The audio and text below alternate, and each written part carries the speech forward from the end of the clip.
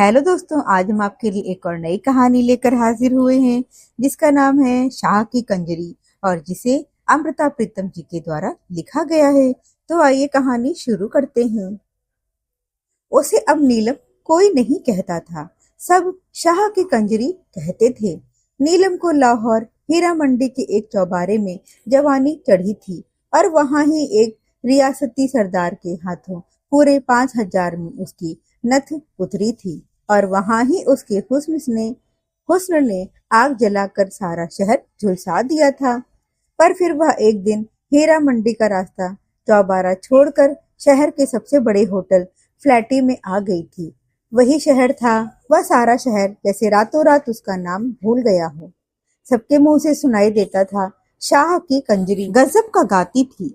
कोई गाने वाली उसकी तरह मिर्जे की सद नहीं लगा सकती थी, इसलिए चाहे लोग उसका नाम भूल गए थे पर उसकी आवाज नहीं भूल सके। शहर में जिसके घर भी तवे वाला बाजा वह उसके भरे हुए तवे जरूर खरीदता था, पर सब घरों में तवे की फरमाइश के वक्त हर कोई यह जरूर कहता था, आज शाह की कंजरी वाला तवा जरूर सुनना है।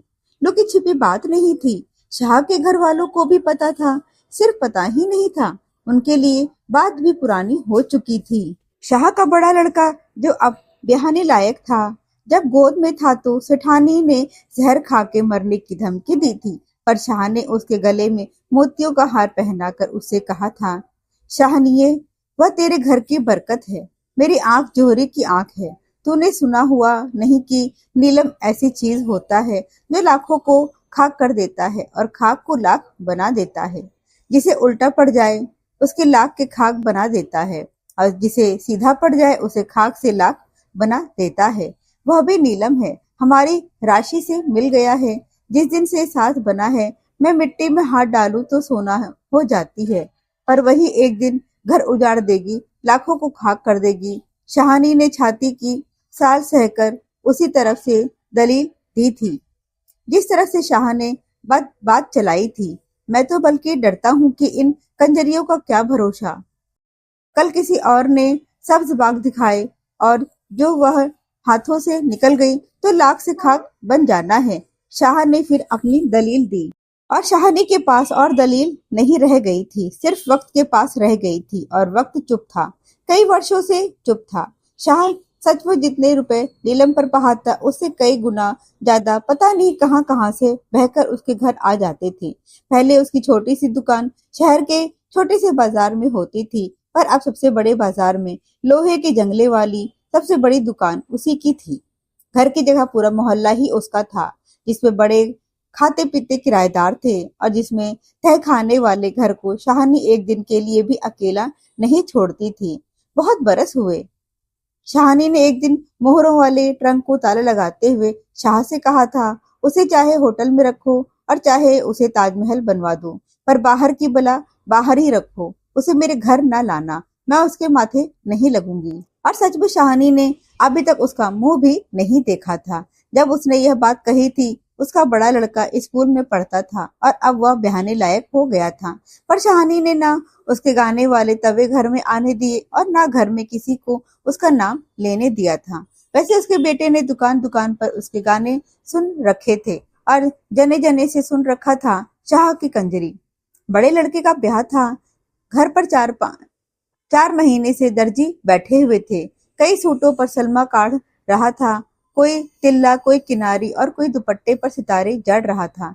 शाहानी के हाथ भरे हुए थे, रुपयों की थैली निकालती खोलती फिर और थैली भरने के लिए तहखाने में चली जाती थी। शाह के दोस्तों ने शाह की दोस्ती का वास्ता डाला कि लड़के के ब्याह पर कंजरी जरूर गंवानी है। वैसे बात उन्होंने बड़े तरीके से कही थी ताकि शाह कभी बल ना खा पाए।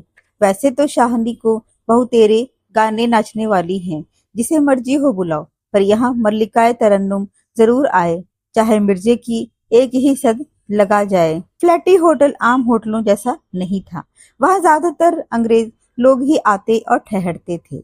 उनमें अकेले अकेले कमरे भी थे, पर बड़े बड़े 3 कमरों के सेट भी। ऐसे ही एक सेट में नीलम रहती थी और शाह ने सोचा, दोस्तों यारों का दिल खुश करने के लिए वह एक दिन नीलम के यहाँ एक रात की महफिल रख लेगा। यह तो चौबारे पर जानने वाली बात हुई। एक ने उज्र किया तो सारे बोल पड़े, नहीं शाहजी, वहां तो सिर्फ तुम्हारा ही हक बनता है। पहले कभी इतने बरस हमने कुछ कहा है? उस जगह का नाम भी नहीं लिया। वह जगह तुम्हारी अमानत है। हमें तो भतीजे के ब्याह की खुशी मनानी है। उसे खानदानी घरानों की तरह अपने घर बुलाओ, हमारी भाभी के घर। बात शाह के मन में भाग गई, इसलिए कि वह दोस्तों यारों को नीलम की राह दिखाना नहीं चाहता था। चाहे उसके कानों में भनक पड़ती रहती थी कि उसकी गैर हाजिरी में कोई कोई अमीरजादा नीलम के पास आने लगा था। दूसरे इसलिए भी कि वह चाहता था नीलम एक बार उसके घर आकर उसके घर की तड़क भड़क देख जाए, पर वह शाहनी से डरता था, दोस्तों का हामी न भर सका। दोस्तों यारों में से दो ने राह निकाली और शाहनी के पास जाकर कहने लगे, भाभी, तुम लड़के की शादी के गीत नहीं गवाओगी? हम तो सारी खुशियां मनाएंगे। शाह ने सलाह की है कि एक रात यारों की महफिल नीलम की तरफ हो जाए। बात तो ठीक है, पर हजारों उड़ जाएंगे। आखिर घर तो तुम्हारा है आखिर घर तो तुम्हारा है। पहले उस कंजरी को थोड़ा खिलाया है? तुम सयानी बनो, उसे गाने बजाने के लिए एक दिन यहाँ बुला लो। लड़के के ब्याह की खुशी खुशी भी हो जाएगी और रुपए उजड़ने से बच जाएगा। शाहनी पहले तो भरी भराई बोली, मैं उस कंजरी के माथे नहीं लगना चाहती, पर जब दूसरों ने बड़े धीरज से कहा, यहाँ तो भाभी तुम्हारा राज है, वह बांदी बनकर आएगी, तुम्हारे हुक्म में बंधी हुई, तुम्हारे बेटे की खुशी मनाने के लिए। हेटी तो उसकी है, तुम्हारे काहे की। जैसे कमीन कुमने आए, डोम मरासी तैसी वह। बात शाहनी के मन को भा गई। वैसे भी कभी सोते बैठते उसे ख्याल आता था, एक बार देखूं तो सही कैसी है। उसने उसे कभी देखा नहीं था, पर कल्पना जरूर करी थी, चाहे डर कर, सहम कर, चाहे एक उसने उसे कभी देखा नहीं था, पर कल्पना जरूर की थी, चाहे डर कर, सहम कर, चाहे एक नफरत से। और शहर में से गुजरते हुए अगर किसी कंजरी को तांगे में बैठते देखती तो न सोचते हुए भी सोच जाती, क्या पता वही हो। चलो एक बार मैं भी देख लूं। वह मन में घुल सी गई। जो उसको मेरा मन बिगाड़ना था, बिगाड़ लिया। अब और क्या उसे कर लेना है। एक बार चंद्रा को देख तो लूं। शाहनी ने हामी भर दी, पर एक शर्त रखी, यहाँ न शराब उड़ेगी न कबाब। भले घरों से में जिस तरह गीत गाए जाते हैं उसी तरह गीत करवाऊंगी। तुम मर्द मानस भी बैठ जाना, वह आए और सीधी तरह गाकर चली जाए। मैं वही 4 बतासे उसकी झोली में भी डाल दूंगी जो और लड़के लड़कियों को दूंगी, जो बनने सहरे गाएंगी।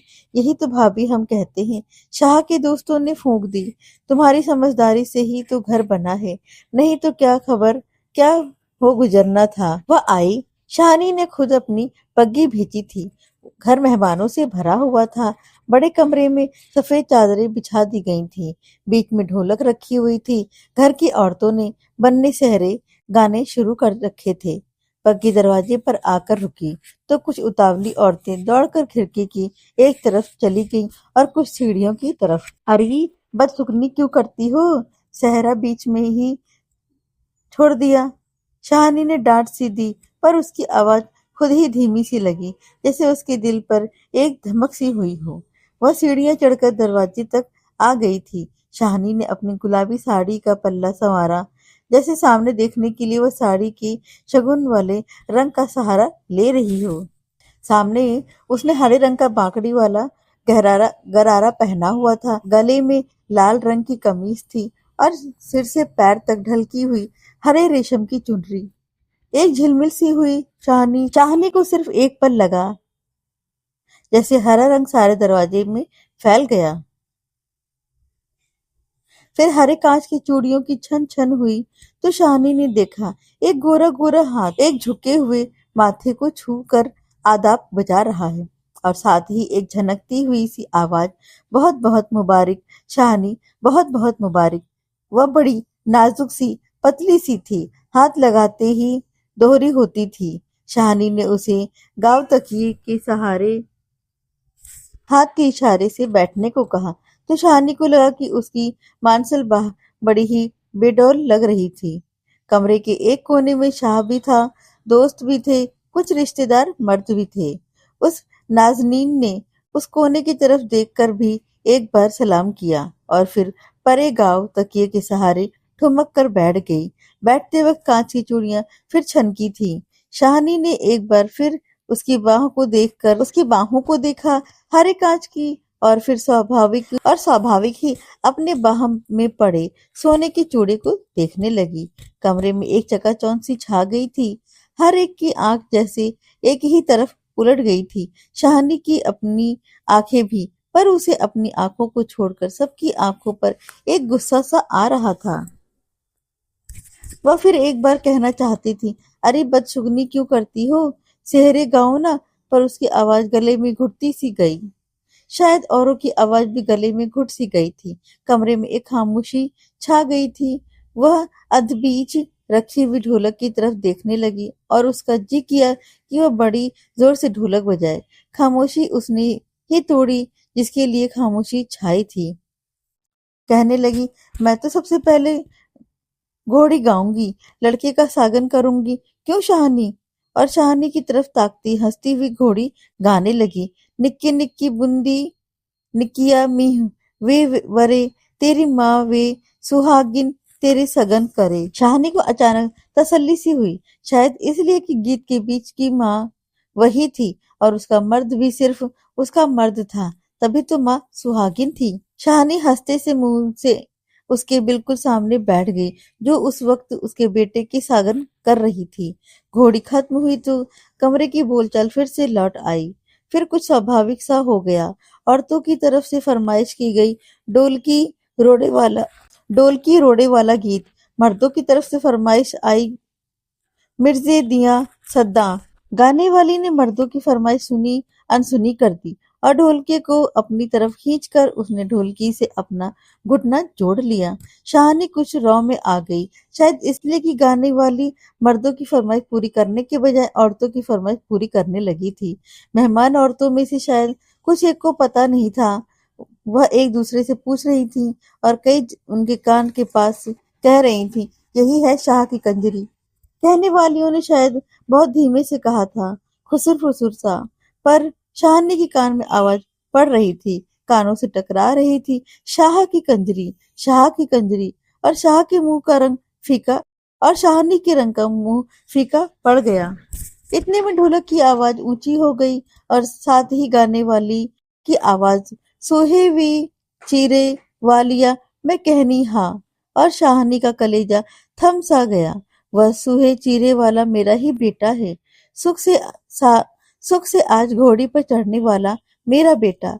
फरमाइश का अंत नहीं था। एक गीत खत्म होता, दूसरा शुरू हो जाता। गाने वाली कभी औरतों की तरफ की फरमाइश पूरी करती, कभी मर्दों के बीच कभी मर्दों की। बीच बीच में कह देती, कोई और भी गाओ ना, मुझे सांस दिला दो। पर किसकी हिम्मत थी उसके सामने होने की। उसके टल्ली सी आवाज, वह भी शायद कहने को कह रही थी, वैसे एक के पीछे झट दूसरा गीत छेड़ देती थी। गीतों की बात और थी, पर जब उसने मिर्जे की हेक लगाई, उठनी साहिबा सुतिए, उठ के दे दीदार, हवा का कलेजा हिल गया। कमरे में बैठ मर्द बुत बन गए थे। शाहनी को फिर घबराहट सी हुई। उसने बड़े गौर से शाह के मुख की तरफ देखा। शाह भी और बुतो सरीखा बुत बना हुआ था, पर शाहनी को लगा वह पत्थर का हो गया था। शाहनी के कलेजे में हौल सा हुआ और उसे लगा, अगर यह घड़ी छिन गई तो वह आप ही हमेशा के लिए बुत बन जाएगी। वह करे, कुछ भी करे, पर मिट्टी का बुत ना बने। काफी शाम हो गई, महफिल खत्म होने वाली थी। शाहनी का कहना था, आज वह उसी तरह बताशे बांटेगी जिस तरह लोग उस दिन बांटते हैं जिस दिन गीत बैठाए जाते हैं। पर जब गाना खत्म हुआ तो कमरे में चाय और कई तरह की मिठाई आ गई और शाहनी ने मुट्ठी में लपेटा हुआ 100 का नोट निकालकर अपने बेटे के सिर पर से वारा और फिर उसे उड़ा दिया, जिसे लोग शाह की कंजरी कहते थे। रहने दे शाहनी, आगे भी तेरा ही खाती हूँ, उसने जवाब दिया और हंस पड़ी। उसकी हंसी उसके रूप की तरह झिलमिल कर रही थी। शाहनी के मुंह का रंग हल्का पड़ गया। उसे लगा जैसे शाह की कंजरी ने आज भरी सभा में शाह से अपना संबंध जोड़कर उसकी हतक कर दी थी। पर शाहनी ने अपना आपा थाम लिया। एक जिरासा किया कि आज उसने हार नहीं खानी थी। बस जोर से हंस पड़ी। नोट पकड़ाती हुई कहने लगी, शाह से तो तूने नित लेना है, पर मेरे हाथ से तूने फिर कब लेना है? चल आज ले ले।